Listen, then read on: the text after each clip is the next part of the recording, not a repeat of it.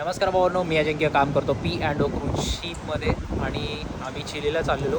तर अचानक रप्सी चालू झाला.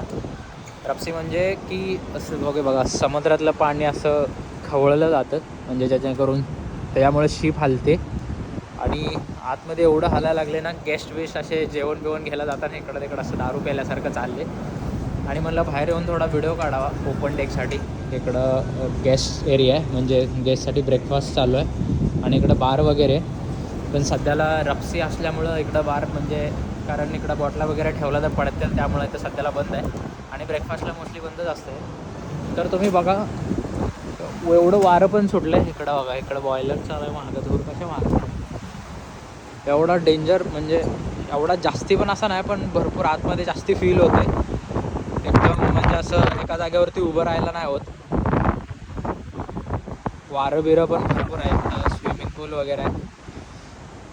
तर खूप वातावरण एवढं खतरनाक आहे ना, म्हणजे भारी वाटतं बाहेर नाही का. आणि वाऱ्यामुळं समुद्रातलं खालचं पाणी वर असं तोंडावर येऊन उडते आणि बाकी एकदम मस्त आहे. चला भेटू नेक्स्ट व्हिडिओ.